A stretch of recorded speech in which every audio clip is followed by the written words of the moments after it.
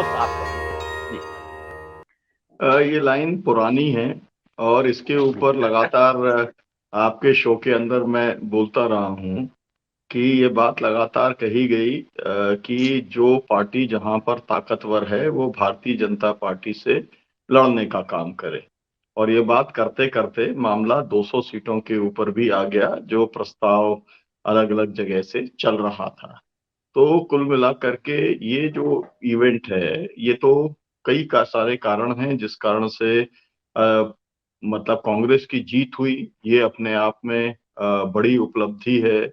कर्नाटक में गेट बंद हो गया भारतीय जनता पार्टी के लिए, दक्षिण के लिए वो बड़ी बात है। पूरे विपक्ष को एक बहुत बड़ा बूस्ट मिला है, तीसरी बात है। चौथी बात यह है कि घबराहट बहुत जबरदस्त पैदा हुई है, और घबराहट का परिणाम यह है कि आपने देखा किरण जो है वो रिजिजू जो है उनको हटा दिया गया।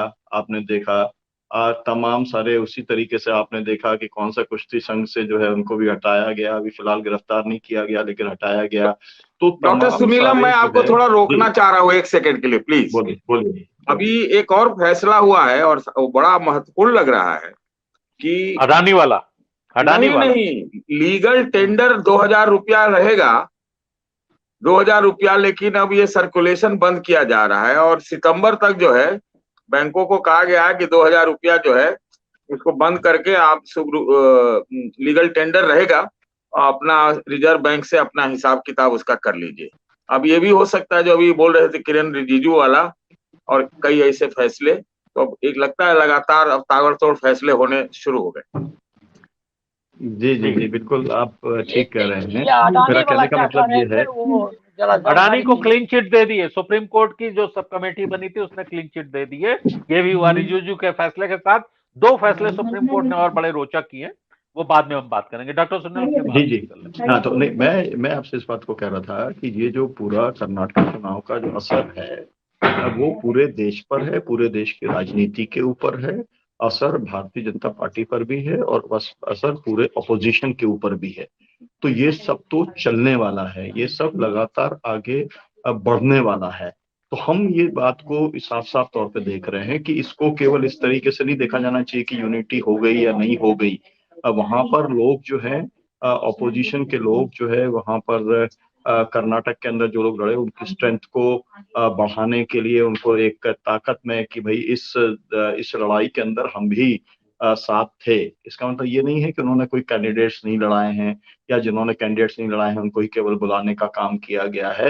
लेकिन मैं फिर से इस बात को दोहराना चाहता हूँ, अखिलेश यादव जो है उनका तो एकदम क्लियर कट स्टैंड है, पहले भी वो लेते रहे हैं और आगे भी उनका वही स्टैंड रहेगा, उसमें बदलने वाला नहीं है। दूसरा तीसरा चौथा कोई अलग से मोर्चा बनाने का सवाल नहीं है।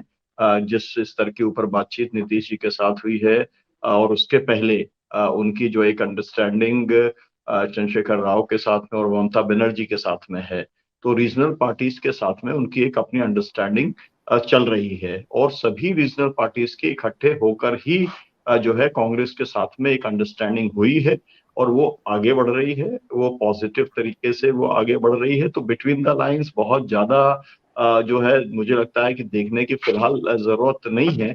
इसको एक पॉजिटिव स्टेप के तौर पे देखना चाहिए कि अपोजिशन का एक जो लोग श्रीनगर के अंदर इकट्ठा हुए थे, आप लगभग वही लोगों को देखेंगे कि वही लोग स्टैंड, वही लोगों को बुलाया गया है।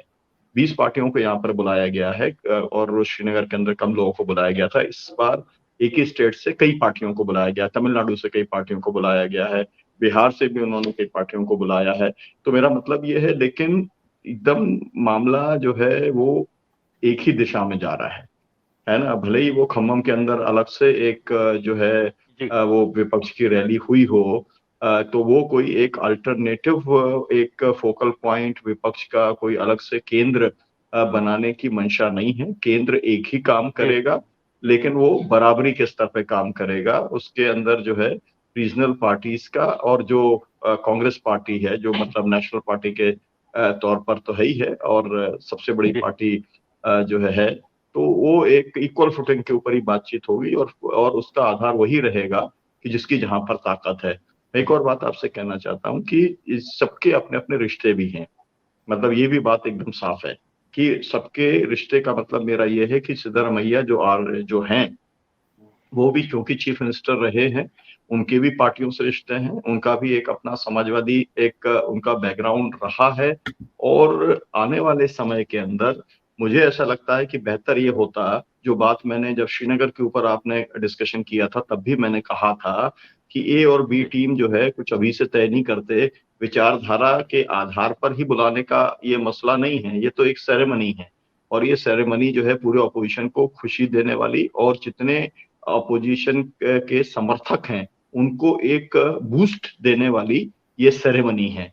तो इसके अंदर जो है मेरा जो मैंने तब कहा था श्रीनगर के संदर्भ में वो आज भी रिपीट करना चाहता हूं, बेहतर होता कि इसके अंदर तमाम सारी कमियों के बावजूद, मैं खुद कहता रहा हूं कि जनता दल सेकुलर का जो रोल था वो ठीक नहीं था, लेकिन अगर सामने रखना है हमारे को एकदम सामने कर्नाटका के अंदर लोकसभा की सीटें अगर जीतनी है और उसके अंदर अगर जनता दल सेकुलर साथ रहता, कांग्रेस पार्टी के साथ में अलायंस बना करके अगर वहां पर लोकसभा का चुनाव लड़ा जाएगा 2024 का, तो और ज्यादा बेहतर नतीजे निकल सकते हैं। और इसीलिए किसी को लेफ्ट आउट नहीं करना चाहिए, चाहे आम आदमी पार्टी हो चाहे कोई भी पार्टी हो, जो भी ऑपोजिशन के साथ में खड़े होने को तैयार है, सबको ससम्मान आमंत्रित किया जाना चाहिए। लेकिन वो उनकी पार्टी है, उनका चीफ मिनिस्टर है, उनकी सरकार है, तो कांग्रेस जो तय करेगी वही होगा। लेकिन मैं अपनी राय जरूर शेयर करूंगा।